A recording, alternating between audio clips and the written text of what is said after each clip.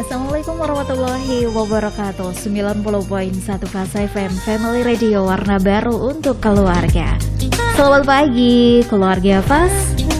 Apa kabarnya pagi Anda kali ini? Hari Jumat 4 Juni 2021. Apapun itu aktivitas Anda, semoga insya Allah diberikan kesehatan dan juga tetap semangat untuk jalankan aktivitas dan juga kegiatan Anda di hari Jumat ini. Pagi hari ini keluarga Fas, hingga nanti di jam 10 pagi kita ada dialog bersama dengan salah satu narasumber yang luar biasa, yang selalu kita nantikan beberapa pesan dan juga quote-quote cantiknya ya. Dialog psikologi pagi hari ini bersama dengan Dr. Riana Mazhar. Kalau keluarga Fas selalu menyimak ya, bahwasanya hari Jumat ya, di jam 9 sampai dengan jam 10 pagi. Dengan tema yang tentunya nanti istimewa, kita akan bagikan sesaat lagi. Tapi kita sapa beliau dulu, narasumber bersama dengan Ibu Dr. Riana Mazhar yang pagi hari ini sudah datang dan juga hadir di studio Radio Fasa FM. Assalamualaikum Ibu. Waalaikumsalam warahmatullahi wabarakatuh, Mbak Nisa. Bagaimana kabarnya Bu? Alhamdulillah sehat luar biasa. Sehat luar biasa ya. Setelah hampir berapa bulan ini ya? Kita ketemunya cuma bener-bener on air ya. Iya Ibu ya. Nah, kesibukan kemarin selama Ramadan ini ada banyak kesibukan. Alhamdulillah. Saat ini masih edisinya walaupun Syawalnya juga hampir habis, tapi masih Syawal juga ini Ibu ya. Oh iya, betul Mbak Nisa. Mohon dimaafkan lahir batin ya Mbak Nisa. Iya, sama-sama Ibu. Nah, keluarga Fas, untuk Anda yang mau bertanya dengan Ibu Riana Mazhar pagi hari ini, nanti tentunya kita akan buka di 314330 ataupun juga via SMS dan WhatsApp-nya di 081578709640-nya. Tema kita pagi hari ini adalah mengatasi kekecewaan. Aduh, dari kalimatnya aja ini udah ngena ini ya. Mengatasi kekecewaan. Anda sering kecewa? Datang di sini ya. Iya, Anda bisa bertanya dengan Ibu Dr. Riana Mazhar pagi hari ini. Kebersamaan kita sampai nanti di jam 10 pagi. Nah, sebelum kita ke tema mengatasi kekecewaan, sebetulnya kecewa ini perasaan yang bagaimana, Bu? Oke, Mbak Nisa. Selama kita hidup, entah itu dari anak-anak, remaja atau usia dewasa, pasti setiap orang pernah mengalami kekecewaan gitu ya, dengan segala intensitasnya. Ada yang sangat kecewa, ada yang kecewanya ringan-ringan saja, ada yang sedang-sedang saja. Tapi ini merupakan salah satu kondisi yang sangat biasa sebenarnya Mbak Nisa, dan itu menjadi tidak sepenuhnya merupakan satu kondisi yang buruk atau kemudian akan berdampak negatif pada kita ketika kita mampu mengatasinya dengan baik. Bahkan kecewaan ini seringkali dibutuhkan oleh setiap individu agar dia bisa lebih meningkatkan kualitas dirinya sebagai sebaik-baiknya manusia. Apa itu kecewa? Kecewa itu merupakan satu kondisi di mana kita memiliki satu harapan atau keinginan yang itu tidak sesuai dengan realita yang kita hadapi. Iya. Jadi ketika kita punya angan-angan, ketika kita punya mungkin cita-cita, keinginan, harapan, mimpi yang itu kemudian ternyata tidak sesuai dengan realita yang kita hadapi, itulah muncul rasa kecewa. Nah, kecewa di sini lebih ke perasaan Mbak Nisa. Jadi bukan, jadi di afeksi, ranah afeksi itu ada emosi, ada perasaan. Nah, kalau emosi itu akan melibatkan seluruh kondisi fisiologis maupun psikis kita. Iya. Tapi kalau perasaan ini lebih tidak semendalam emosi. Tetapi ketika kemudian kita terlalu dalam tanda kutip, bukannya mendramatisir tapi terlalu membesar-besarkan rasa itu, maka itu bisa mengarah pada satu suasana emosi yang kemudian akan juga berdampak pada kondisi fisik kita. Baik, itu pengertian dari kecewa ya. Nah, lalu setelah kita tahu bahwasanya ada perasaan saya kecewa ini saya kecewa, lalu untuk mengatasi dari kekecewaan ini, apa yang sebaiknya kita lakukan, Bu? Oke, sebelum kita membahas tentang apa yang kita lakukan saat kita kecewa, mungkin kita perlu lebih mengenali dulu sumber-sumber kekecewaan, Mbak. Iya. Jadi ada beberapa hal utama yang bisa menyebabkan seseorang mengalami kekecewaan. Yang pertama, faktor itu bisa terjadi karena persepsi. Jadi karena kita merasa ya, Mbak. Iya. Jadi karena ini persepsi, maka itu sangat berkaitan dengan subjektivitas kita sebagai individu, cara pandang kita. Kita merasa bahwa kita tidak diperlakukan dengan tidak adil, misalnya. Jadi perasaan diperlakukan tidak adil ini menjadi salah satu sumber yang bisa mengakibatkan kekecewaan. Kemudian bisa juga karena tadi harapan kita tidak sesuai dengan kenyataan yang kita hadapi. Entah itu berkaitan dengan diri kita sendiri atau berkaitan dengan interaksi dan harapan-harapan yang kita tujukan ke orang lain. Iya. Bisa juga kecewaan ini disebabkan oleh faktor karena adanya janji ataupun satu komitmen yang tidak terpenuhi.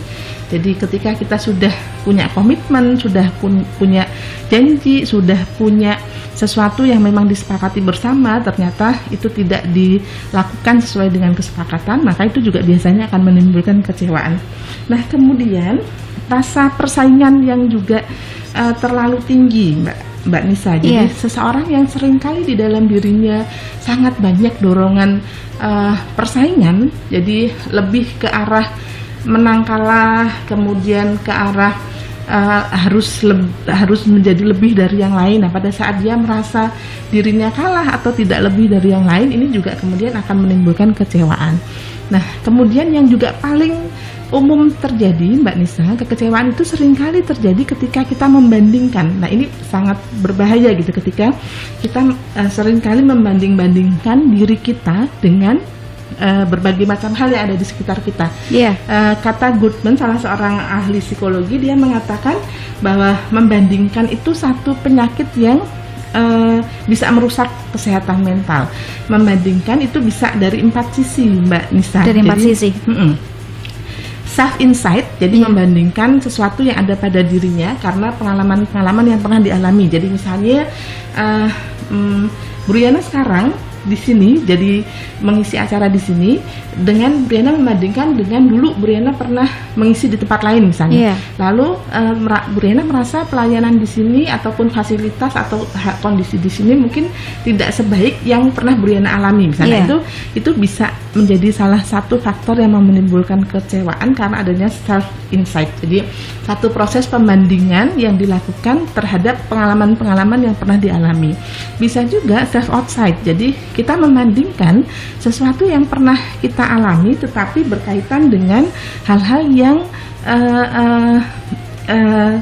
kita mengalami tapi di tempat lain. Jadi misalnya kalau tadi kan pengalaman diri, kalau ini pengalaman yang pernah kita alami tapi oleh kita melihat sendiri orang lain mengalami itu gitu. Jadi, nah kemudian bisa juga kita melakukan pembandingan dengan other insight. Jadi kita membandingkan diri kita, tetapi kemudian pembandingan ini kita lakukan dengan misalnya nih, saya bekerja misalnya ya, Mbak Reni bekerja di sini. Lalu Mbak Reni membandingkan berbagai macam hal yang Mbak Reni terima di sini sebagai karyawan dengan karyawan lain di tempat lain. Nah, itu other insight. Jadi itu other outside. Jadi membandingkan apa yang Mbak Reni alami sekarang dengan apa yang dialami oleh orang lain. Itu pembandingan, tetapi dengan instansi ataupun kondisi yang benar-benar berbeda dengan kita.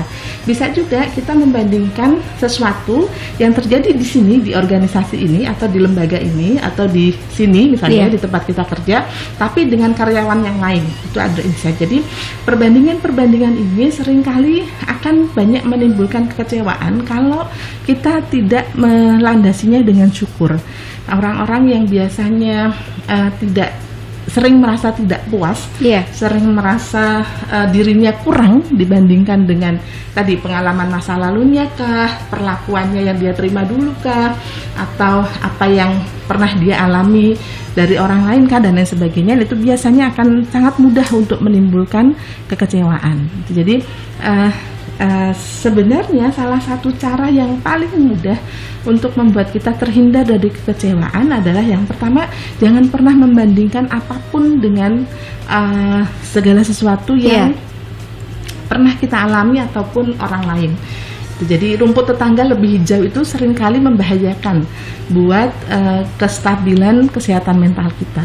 Kemudian selain itu juga kurang syukur itu seringkali juga bisa sangat mudah mengarahkan kita pada kekecewaan. Itu mungkin 2 hal utama dulu Mbak Reni. Nanti Mbak Anissa biasanya Mbak Reni. Jadi mungkin nanti bisa kita bahas lebih lanjut. Beberapa contoh kekecewaan yang sering dialami itu misalnya nih sekarang karena pandemi misalnya. Orang-orang yang sudah sangat berharap bisa naik haji misalnya Ibu. Ternyata harus ditunda.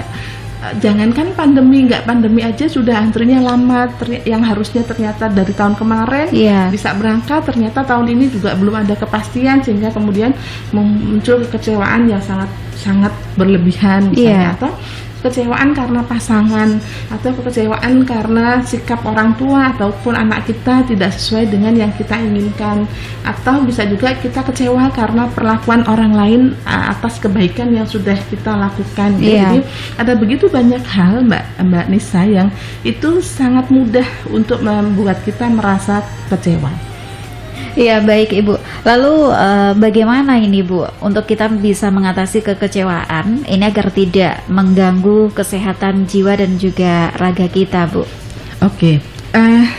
Sebelum kita mengatasinya, kita perlu dulu menyadari bahwa kita kecewa, Mbak Nisa. Nah, seringkali yang dialami oleh sebagian besar orang adalah dia tidak menerima ataupun tidak menyadari kekecewaan yang dialami itu, sehingga kemudian yang muncul adalah perasaan gelisah, kemudian juga kemerungsung ataupun perasaan nelongso gitu. Jadi yang paling pertama pada saat kita mengalami sesuatu yang tidak seperti yang kita harapkan, maka yang harus kita lakukan adalah menerima dulu.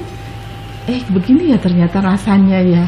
Ternyata aku nggak nyaman dengan perasaan ini. Jadi kemampuan kita untuk menerima kondisi-kondisi yang tidak sesuai dengan harapan kita itu sangat penting supaya kita lebih mudah untuk bisa kemudian mencari langkah-langkah yang tepat apa yang harus kita lakukan. Nah, kemudian setelah kita menerima, kita coba periksa niatnya, niat yang kita lakukan dengan sumber kekecewaan itu.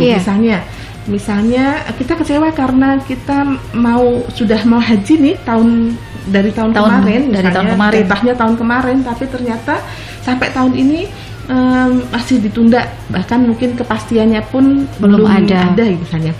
Nah, kita periksa lagi niatku melakukan ini karena apa sih gitu. Kalau memang benar-benar karena Allah, maka pasti tidak ada satupun kejadian yang terjadi tanpa izin Allah. Maka pada saat kita yakin bahwa niat kita ini karena Allah, kepasrahan kita atau kemampuan kita untuk melihat bahwa apapun yang terjadi ini pasti atas kehendak Allah, ini akan sangat meringankan untuk terhindar dari kekecewaan. Jadi bahwa Allah itu sangat maha melihat segala sesuatu, bahkan yang ada terbetik di dalam hati sekalipun gitu ya. Jadi ketika memang niatnya ibadah, maka mungkin ini adalah salah satu cara Allah untuk menguji kesabaran kita dalam meningkatkan ibadah ini gitu. Jadi ketika kita benar-benar bisa melihat bahwa oh iya ternyata masih ada nih keinginan untuk segera dianggap sebagai hajah misalnya, atau ternyata aku lebih bukan benar-benar karena Allah nih, ternyata aku lebih karena pengen menunjukkan bahwa aku bisa haji loh gitu. Jadi kemampuan kita untuk mengoreksi lagi niat apakah ini benar-benar karena ibadah atau tidak misalnya ya. Kalau ini terkait dengan kasus kita ingin melakukan kebaikan tapi ternyata kebaikan itu belum bisa kita lakukan, maka ini akan membuat kita jadi lebih bisa